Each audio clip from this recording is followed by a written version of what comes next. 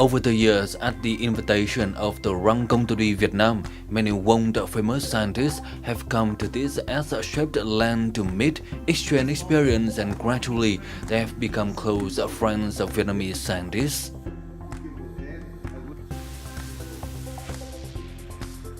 American professor Jerome Friedman, who won the Nobel Prize in Physics in 1990, is one of them. In August 2018, Professor Jerome Friedman came to Vietnam for the fifth time. He's not directly involved in doing research, but he is willing to participate in many events of scientists and meet up with Vietnamese scientists and motivate them to pursue their dreams. Besides, he's especially interested, devoted to young people who love science in Vietnam and want to use his experience, enthusiasm to inspire the young people.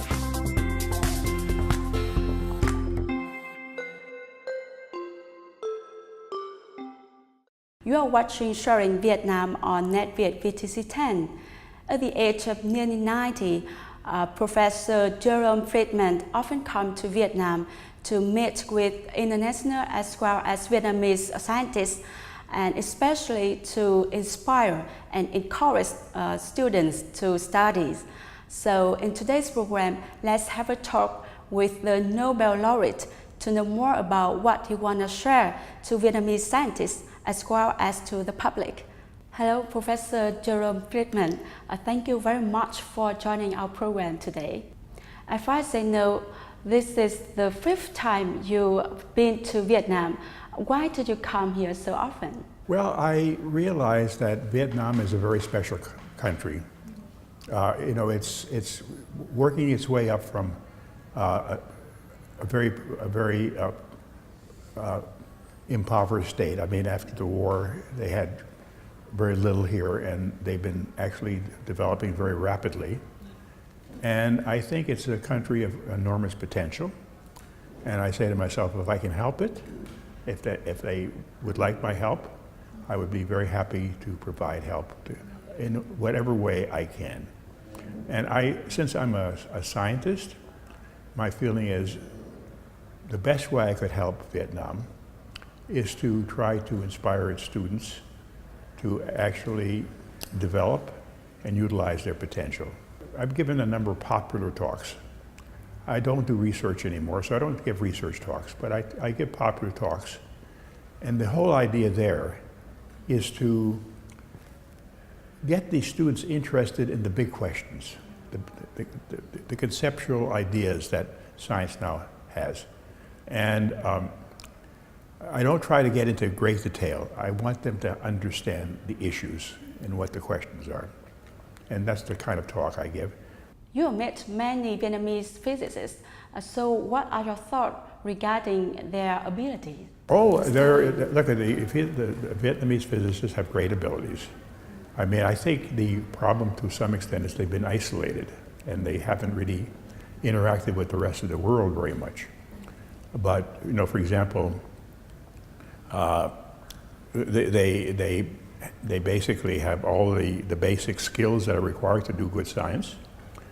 But the real question is how many resources are available to them to do good science, and to what extent do they communicate with the rest of the world to try to get involved with the most current questions. And that's a very serious issue. About the connection between Vietnamese and international scientists, in your opinion, what should be done to improve the collaborating between them? Well, first of all, it's important that English be taught and that they understand English and can communicate in English. And it's not that English is a superior language. It's just that it happens to be the international language of science today. When scientists communicate across the world, they communicate in English primarily. So that's the first thing. The second thing is that they should be given the opportunity, as I said before, to communicate with scientists from the other parts of the world.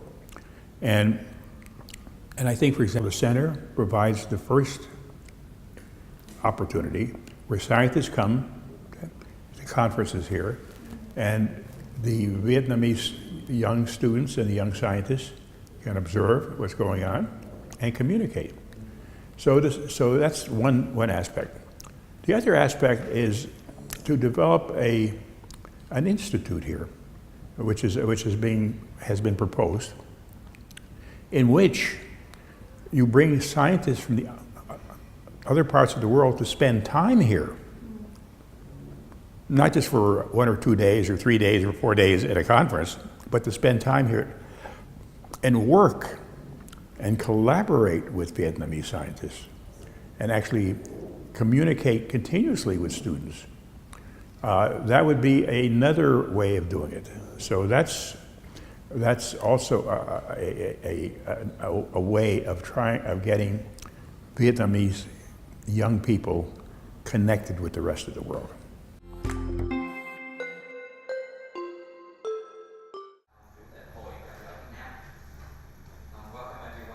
At the International Center for Interdisciplinary Science and Education in Quy Nhơn, Bình Định, Professor Jerome Friedman, Professor Trần Thanh Vân, and Professor Đàm Thanh Sơn met up with 30 outstanding Vietnamese students. They are the members of the Vietnam team who competed in the 2018 Asian and International Olympics in basic science such as mathematics, physics, chemistry, biology, and computing. Nguyễn Phương Thảo has gained remarkable achievements as she not only won the gold medal in biology but also the highest score in the world at the 2018 International Olympic that took place in Iran. Phương Thảo is also the first female student in Vietnam to achieve the highest score in the world at an international Olympic competition. However, this student still has some concerns when she has chosen to follow science. Thành viên của đội tuyển Olympic sinh học quốc tế. Em có một câu hỏi muốn nhờ giáo sư giải đáp, đấy là trong cái quãng đường nghiên cứu khoa học ấy, thì đấy là một cái con đường rất là dài và gặp rất là nhiều khó khăn. Thì đối với cả những bạn như em thì thầy nghĩ là làm thế nào để mà tiếp tục giữ cái đam mê đấy và tiếp tục theo đuổi dù là những cái khó khăn nó nhiều lúc nó khiến cho mình cảm thấy chán nản ấy ạ. Professor Jerome Friedman answered the concerns of the young people with his own experiences, a person who also encountered many difficulties in the beginning, but then he passed on and won the Nobel Prize in his 60s. He said the most brilliant success never comes easily, and as for the rightful scientist, a prestigious prize is nothing but a landmark, not a destination. Buổi giao lưu ngày hôm nay thì em cũng học rất nhiều được cái kinh nghiệm và cái gọi là cái suy nghĩ của những quý vị mà giáo sư đi trước mà đạt được nhiều thành công trong cuộc sống. Thì đó cũng là một cái niềm cảm hứng để mình mỗi khi mình gặp khó khăn thì mình có thể gọi là gặp khó khăn thì làm cái đấy làm cái động lực để mình lên làm những người đi trước mà đạt thành công, làm động lực để cho mình cố gắng hơn nữa để đạt thành công như họ. Bọn em rất là trân trọng những cái cơ hội như thế này. Thì nếu mà có thêm những cái cơ hội như thế này thì nhất định là bọn em sẽ rất là hào hứng cũng như là vui vẻ được tham gia và sẽ rất là chúng em cũng rất là muốn cảm ơn hôm nay đến giáo sư Trần Thanh Vân cũng như là giáo sư Đàm Thanh Sơn và giáo sư Friedman đã đến đây để ủng hộ cũng như là tiếp thêm cái lửa đối với tình yêu khoa học đối với chúng em. This time, you met some outstanding Vietnamese students. What is your impression about them, as well as about their generation? The Vietnamese students I've met are really wonderful. They are really incredibly talented young people. And they're very impressive. They have great potential. And for example, it's been wonderful to observe how many medals they've won in international Olympiad contests. And it's quite remarkable for a country the size of Vietnam to actually win so many medals. And to me it indicates that these students really do study hard. They are extremely capable. They have the potential to do world-class science. And the real issue is to give them the opportunity. And also, as they develop, to have them interact with science in the rest of the world. And that's very important. And I think, for example, the center here provides such an opportunity to observe what's going on in the rest of the world in various aspects of science, and to actually make connections to international science. And this has to do with both the students and the very young scientists. Every time being in Vietnam, you often give your speech to Vietnamese students. I'd like to know, what do you often share with them? I give two basic talks. I give other talks too. I've given a talk about the environment to Vietnamese students, and global warming, but I've also, a typical talk is observing or probing the largest and smallest structures of the universe. So I go from the outer cosmos, from the entire cosmos, down to the smallest things that we basically discuss in physics. And that covers a tremendous range. It covers 60 orders of magnitude in size. And so I do that because I want them to understand what all the basic questions are, from the smallest to the largest. Then I also give a talk entitled, Are We Really Made of Quarks? And that is a history of our understanding of the structure of the atom. And I try to go through the whole series of logic, which went from the beginning to where we are right now, and what the issues were, and what the controversies were. And I try to show them how science works in this, because a lot of these developments came with great difficulty. There was, somebody has an idea and everybody says, oh, that's a bad idea, it's wrong. And people say, discard it, and then the idea is shown to be right later. And this has happened a number of times. And it just shows you how science works. It also gives them a feeling of what we're really made of at the most basic level. And so it's kind of fun. Through your speech, what do you think about their interest in science in general and in physics in particular? Well, of course, very often I'm not talking to the standard Vietnamese student, because very often they bring the students together who are very interested in physics or science. So it's hard.